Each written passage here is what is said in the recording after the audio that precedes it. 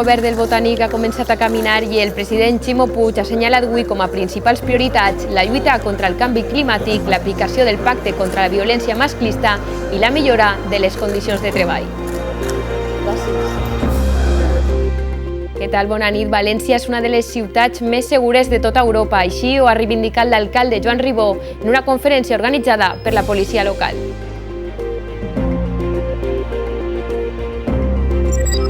I saben que la nova llei hipotecària comporta un important estalvi per als clients. Ens ho conta avui el degà del Col·legi Notarial de València. El dia ens deixa més temes d'actualitat que els contem de seguida. Societat al dia, comencem.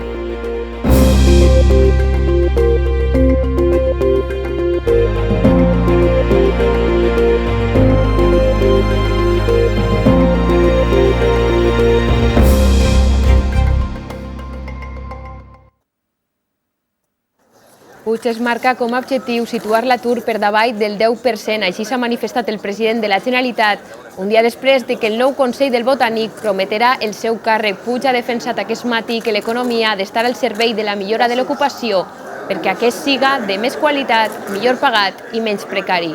Com ja va dir en el seu discurs d'investidura, el cap de l'executiu valencià ha assegurat que no seran blancs en la reivindicació del nou model de finançament i ha defensat l'augment de conselleries perquè la Generalitat gestiona més de 20.000 milions.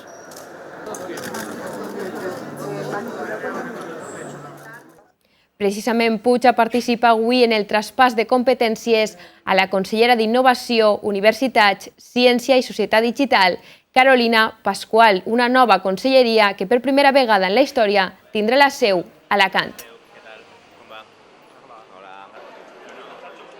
Volem un sistema de finançament universitari absolutament coordinat, consensuat i que doni estabilitat, a pesar de totes les dificultats i que saben que en gran mesura té que estar vinculat també al nou sistema de finançament valencià.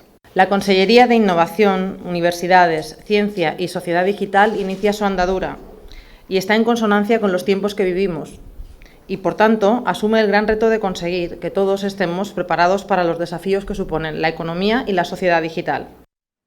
La formació de la policia local és fonamental per a garantir la seguretat dels ciutadans. Així ho assegura avui l'alcalde de València en una conferència sobre la lluita contra la radicalització, el terrorisme i el crim organitzat. València és una de les ciutats més segures de tota Europa. Així ho ha reivindicat l'alcalde de València, Joan Ribó, atenent dades d'Eurostat. Aquí en València ens estem preocupant no només dels aspectes tecnològics, que són fonamentals, evidentment, sinó també i sobretot de les relacions d'una policia de proximitat que pensem que és fonamental per a previndre, sobretot per a resoldre els problemes per a que no es compliquen posteriorment.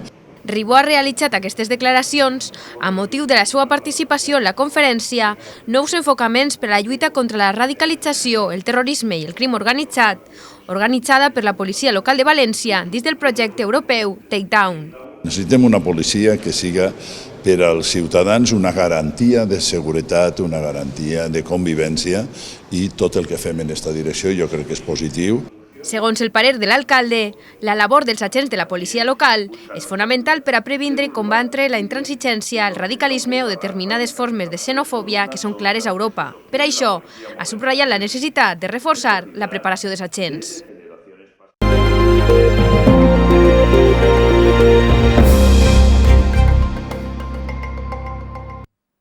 Fins a 1.000 euros d'estalvi amb la nova llei hipotecària. La norma que va entrar en vigor ahir obliga els bancs a assumir les despeses de notaria, gestoria i registre, la qual cosa comporta un estalvi per als clients.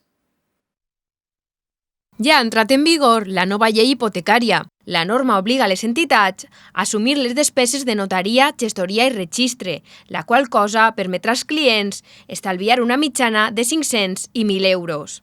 El Congrés dels Diputats va aprovar febrer passat la llei reguladora dels contractes del crèdit immobiliari, que va entrar en vigor el diumenge. Entre les novetats més destacades, la llei hipotecària estableix que des d'ara seran els bancs i no els clients els que hauran de fer-se càrrec del pagament de les primeres còpies del notari, les despeses del registre i les de la gestoria. El client abonarà les segones còpies del notari i les despeses de taxació.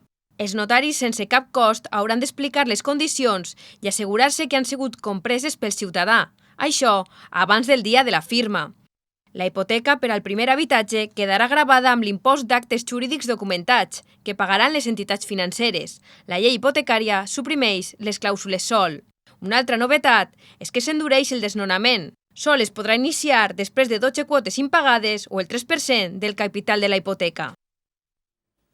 Para conocer mejor la nueva ley hipotecaria nos acompaña hoy en SET al Día el decano del Colegio Notarial de Valencia, Francisco Cantos. Buenas noches y muchas gracias por acompañarnos. Buenas noches, gracias a vosotros por invitarme. Bueno, vamos a conocer un poquito más esta ley que a la gente, la verdad es que a casi todo el mundo le interesa. ¿Cuál es el objetivo de esta nueva ley hipotecaria? Bueno, pues el objetivo de la nueva ley hipotecaria, aunque parezca un poco pedante la forma de decirlo, es reforzar la transparencia material. Es decir, no se puede llegar a tener la convicción de la comprensión por el deudor hipotecario de que ha comprendido la hipoteca, pero sí que hay que reforzar que haya tenido la posibilidad de llegar a ese conocimiento. Claro, eso hay que adaptarlo además a cada tipo de persona en función pues, de sus condiciones. Y con esta nueva ley gana protagonismo o cobra mayor protagonismo el notario, que deberá explicar al cliente de forma además gratuita las condiciones de esa hipoteca. Creo que no es tan así, sí, porque ya se hacía, ¿no? Me comentabas anteriormente. Bueno, vamos a ver, los notarios autorizamos e intervenimos en muchos documentos. Es decir, en los testamentos lo hemos hecho toda la vida, porque venía solamente el señor que quería atestar, estaba contigo, empleábamos el tiempo que considerábamos necesario y en ocasiones pues el que consideraba necesario el testador, y eso se ha hecho siempre así. En la compraventa entre particulares siempre se ha hecho así. El problema es que en el préstamo hipotecario, con perdón de la expresión, se nos ponía mucha gente dentro del despacho y todos tenían prisa. Es decir, lo que ha hecho la ley es, aparte de darnos una prueba, que digamos constituir una prueba documental de esa información, nos ha dado un espacio temporal a los notarios para que podamos explicarlo. Nos ha dado la posibilidad de dar el asesoramiento que los notarios siempre hemos dado y hemos querido dar, incluso cuando el deudor no lo quiere tomar. O sea, ahora no es un derecho del deudor hipotecario el estar asesorado, es una obligación. Estamos ante un deudor que tiene que ser proactivo. Entonces, lo único que nos ha hecho es llevarnos la información y el asesoramiento de las hipotecas al mismo nivel, o sea, que el resto de los documentos en que autorizamos. Es decir, es una herramienta para poder cumplir con nuestra obligación y con nuestra práctica y con nuestra costumbre. Ahora el cliente tiene que ir en dos ocasiones. Primero, para ser informado, creo que hay un test o un tipo de documento que si quieres lo explicamos un poquito, y luego ya para firmar la hipoteca. Sí. Vamos a ver, por decir el mecanismo cuál es, en primer lugar, hay unas obligaciones de la entidad financiera. Es decir, la entidad financiera es la primera que tiene que asesorar, la primera que tiene que entregar la documentación. Y ya propia la entidad financiera y notarios, la que debe tener una comprobación de la solvencia, de la capacidad de pago de ese deudor. Es decir, no permitir a la gente, con perdón de la expresión, que se coloque en líos de lo que después es difícil salir. Como el ejemplo todavía está fresquito, pues no hace falta explicarlo mucho más. ¿Qué es lo que hace el notario? Pues el notario tiene que comprobar, en primer lugar, que la entidad financiera le ha prestado esa información. Si no le ha prestado esa información, tiene que volver a la entidad financiera que se la preste. La información del notario no suple a la entidad financiera. Y en segundo lugar, que el cliente ha recibido, con el plazo suficiente, que son 10 días naturales, toda la documentación. Sobre esa documentación que el cliente ha recibido de la entidad bancaria y que es entregada al notario a través de una plataforma informática, que seguro que después hablamos de ella, y que por tanto añade a la eficiencia del notario esa fecha que suelen dar los aparatos electrónicos, ¿no? Pues el notario lo que tiene que hacer es darle una información individualizada sobre todos los puntos de esas fichas, la FEIM, tal, que la ley establece, y sobre el proyecto de contrato. Y después de esto lo que tiene que hacer el notario es hacer un test, que no es un examen, que no se trata de que lo aprueben, es una forma de que el notario pueda detectar aquellos supuestos en que a lo mejor la información no ha sido suficiente para recalcarla. Pero que no es un examen, que ya digo yo, dice que son 30 preguntas y si no la apruebas no te dan el préstamo. ¿No? Esto no es así. La comprensión es una comprensión a nivel de usuario, ¿no? Como la informática, ¿no? Hemos visto en la noticia que ahora los bancos tendrán que asumir los gastos de notaría, gestoría y registro, y que esto comportará un ahorro a los clientes de 500 1.000 euros. No, sí, esto va a ser... Estará más cerca de los 1.000 que de los 500. Vamos a ver. No viene todo de la ley de hipoteca, de la ley de créditos inmobiliarios. Ya la modificación de la ley de impuesto de transmisiones patrimoniales trasladó del sujeto pasivo, bueno, esto fue polémico hace un tiempo, ¿no? Hubieron 2 salas del Tribunal Supremo que estuvieron enfrentándose, trasladó el sujeto pasivo del deudor al acreedor. Ese es el gasto más importante de la hipoteca, ese es el 1,5 sobre la responsabilidad hipotecaria. Y lo que ha hecho la ley es distribuir los gastos. La tasación prácticamente es el único gasto que le queda al deudor. Los demás gastos son todos de cuenta del acreedor. Estamos hablando, para centrarnos un poquito, porque a veces estas cosas son confusas, de que la mayoría de las hipotecas son negocios complejos, llevar una compraventa adelante. Aquí no estamos hablando de esta, me explico, estamos hablando estrictamente de la hipoteca, pero sí, va a producir una reducción. Otra cosa es que se repercutan en los intereses o en el coste final de la operación. Claro, porque ya han salido algunas voces diciendo... al banco le toca pagar esto, le toca abonar estos costes, pero esto nos lo cobrará por otro lado. Eso pues no lo descartamos, puede ser. Pues no lo descartamos, pero incluso antes cuando nos pagaba podía hacerlo también. Quiero decir, entonces, cada entidad, vamos a ver, si hay algo en el mercado hipotecario es la competencia tremenda entre las entidades y por tanto a lo mejor hay quien pretende hacerlo y hay quien no pretende hacerlo, pero al final uno siempre coge la hipoteca más barata que encuentra, por lo tanto eso ya se moverá en la competencia entre entidades, que no es pequeña. ¿Qué otras novedades comporta esta ley hipotecaria? Porque veíamos también, se elimina la cláusula suelo, por ejemplo, y solo se podrá comenzar el procedimiento del desahucio según unas... Vamos a ver, esta ley lo que hace fundamentalmente es decir, que costes que no se produzcan no se pueden cobrar. Es decir, antes había la comisión de apertura, bueno, sigue existiendo, pero tiene que obedecer a un coste efectivo, es decir, el banco puede tener que justificar ante un juez que esa comisión de apertura que ha cobrado obedece a un servicio efectivamente prestado, más o menos caro, pero un servicio efectivamente prestado. Por ejemplo, en el anticipo de dinero, es decir, el banco podrá cobrar una comisión, pero es una comisión primero que está topada, y en segundo lugar está topada, pero primero tiene que probar una pérdida financiera, es decir, si el banco prueba que ha tenido una pérdida financiera, una pérdida económica, mejor, por el adelanto del dinero, podrá cobrar esa pérdida, pero está topada, que está pues, en función del si es fijo o variable, pues es más o menos, evidentemente es más alta en los fijos, porque hay una titulación de mercado hipotecario que lo hace razonable. Estas son, y luego el tema del vencimiento anticipado. Es decir, no es lo mismo para la ley, es decir, eso ya tuvo una modificación reciente que pasó a 3 cuotas en vez de una en el principio, aunque nunca se ejecutó una hipoteca por una cuota impagada.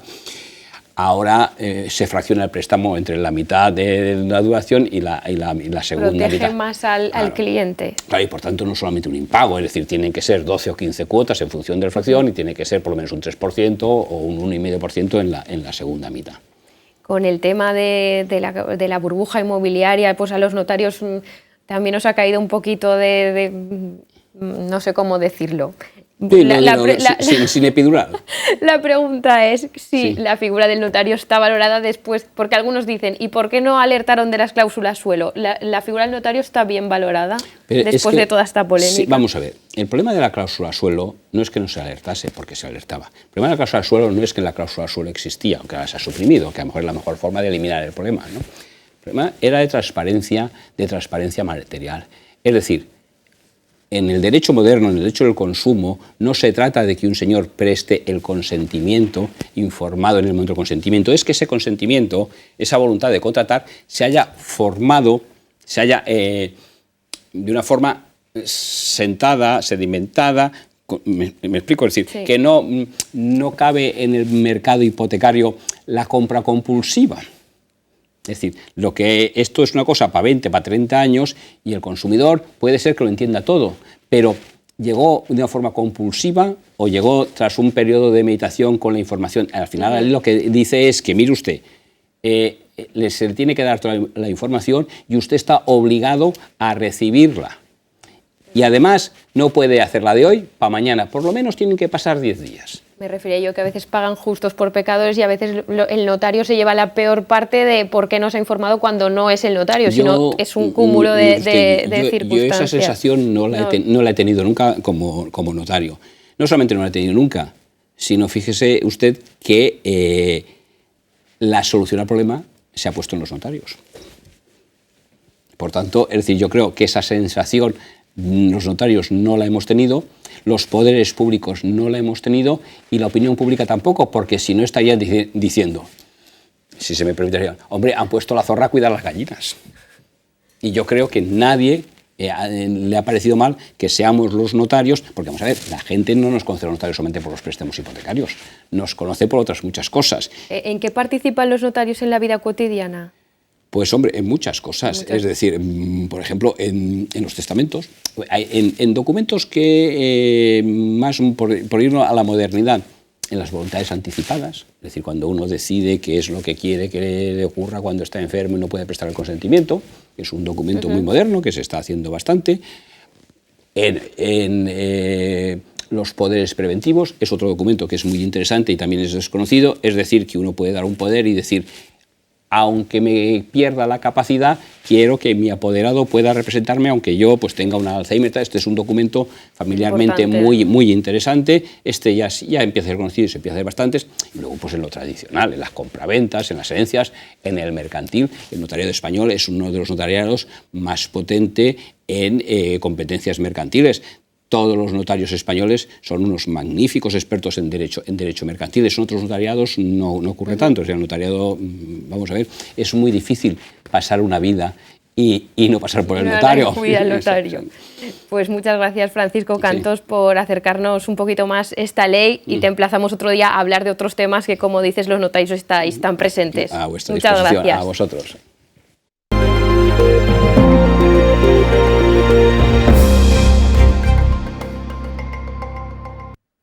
El poble amb el territori més xicotet d'Espanya i més densament poblat està a València. Emperador no pot créixer més, una particularitat que li comporta una mancança de serveis. Avui, un equip de 7 de Televalència s'ha desplaçat fins a la població. A menys de 20 quilòmetres de València, en el cor de la comarca de l'Horta Nord, es troba el poble amb el territori més xicotet d'Espanya. Benvinguts a Emperador. Emperador està lindant en tot el seu terme dins de Museros, del poble de Museros. No poden créixer perquè Museros tampoc se suposa que no ens va donar més terme. Un honor que li confereix una superfície de sol 0,03 quilòmetres i en el qual els seus 740 habitants censats sumen un altre rècord. És el més dens de la comunitat i d'Espanya. Emperador no pot créixer més. Els seus 10 carrers estan totalment urbanitzats i el seu terme municipal envoltat per Museros, del qual va tornar a independitzar-se en 1985. L'espai se té que aprofitar, creixem cap amunt, no poden créixer cap als costats perquè estem ja lindant en el poble veí, entonces ja creixem cap amunt o cap avall, no n'hi ha altra manera. Així, l'espai és or i la plaça de l'Ajuntament acull el consistori, el gimnàs, una pista de bàsquet, un parc i el corro dels bous, una limitació que comporta manques. Tenim carències en el servei de la policia perquè no tenim policia local i no se pot mancomunar la policia local, entonces als seus efectes és la Guàrdia Civil la que fa de policia local. I també tenim un problema que des d'ací reivindique, que ens agradaria tindre una parada de metro encara que està dins d'una altra població i les comunicacions en els pobles veïns, el tema de l'autobús, que tampoc no tenim. Lo único que flojeamos un poquito es en el transporte. Aquí antes había transporte, pasaba un autobús que venía de Valencia y el metro, como lo tenemos o en Museros o en Albalat, pues nos queda un poquito lejos. És xicotet, no tenim panaderia, no tenim carnisseria, però tenim metge i tenim farmàcia i cafeteria quan volen obrir-la. No obstant això, els seus veïns destaquen la tranquil·litat de viure en la població. Así es más tranquil que la guerra. Así no... Ara perquè s'ha fet gran de gent, però així n'érem... Jo estava a l'Ajuntament i n'érem 26 votants, i ara n'hi ha 500 i pico. Jo recomanaria viure així perquè és que és la veritat. Si és que l'únic que n'hi ha de ruïdo és la carretera, perquè passa la carretera de Barcelona per el mig, però després se viu supertranquil. Com veuen, viure al poble més xicotet i més dens d'Espanya té avantatges i inconvenients, però els venters i venteres no ho canvien per res. L'IBAM acull l'exposició de Fernand Léger i la vida moderna. La mostra és una coproducció entre l'IBAM i la Tate de Liverpool que reuneix més de 50 pintures i dibuixos de l'artista. L'objectiu de l'exposició, que es podrà visitar fins al 15 de setembre, és mostrar l'estil visual únic de Léger que va donar vida a la intensa experiència i energia de la metròpolis parisenca en els primers anys del segle XX. Fins així tota l'actualitat d'avui. Es deixem ara en la informació de l'Hora G. Bona nit.